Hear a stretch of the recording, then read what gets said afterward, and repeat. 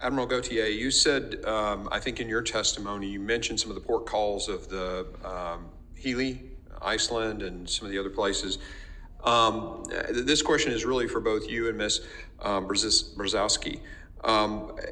In the context of the Arctic and the Antarctic, could you guys describe how soft power, how both the Coast Guard and DHS are involved in projecting the soft power of the country? Mr. Chairman, soft power in the Arctic and elsewhere is absolutely critical to advance the international rules-based order that we all enjoy. When you look at what our adversaries are doing to directly undermine those very norms, it's through alliances, partnerships, and the use of soft power in the Arctic and around the world that helps in best way in order to counter that. So for us, soft power includes things like the port calls that you explained. And whenever the Coast Guard cutter Healy gets underway in the Arctic, it's for science, it's for enforcing our own national interests and sovereign interests. It's also the soft power where we actually carry crew members from other countries on board. And then it's the port calls that we did in Tromsø, Norway, and then Reykjavik, Iceland, and then elsewhere. It reinforces these relationships with the international community with the values that we share to directly counter the sorts of forces that are undermining those values. Please. Yeah, thank you for the question. As I'm looking across the expertise of our various components outside of the Coast Guard, what comes to mind first is the very vital and necessary relationships with the tribal communities as sort of an essence of maintaining that soft power. Some of the recent activity in that work or in that area has been the establishment of as I said in my statement, a tribal Homeland Security Advisory Committee. And that is indispensable in getting the perspective of the local community where we might not have as robust of a physical presence in the areas where they are. 2 Alaskan Natives are part of that community. Or of that advisory committee and lend their particular expertise and perspective.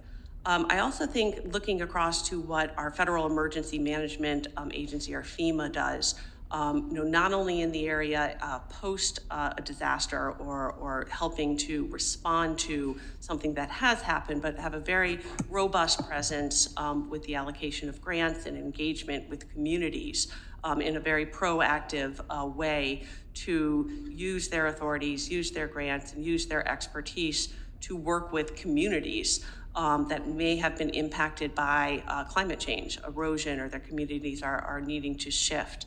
And so very robust grant programs in that area that can assist with the development of some of the soft power that you're mentioning. Thank you, thank you. Admiral Gautier, if I were to ask you, what is your #1 most needed thing that Congress can help with, what would it be?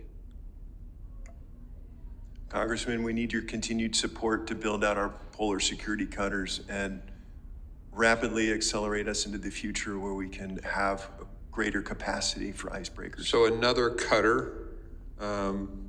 Tell me, what is let's say 10 years from now, what is the total number needed 10 years from now?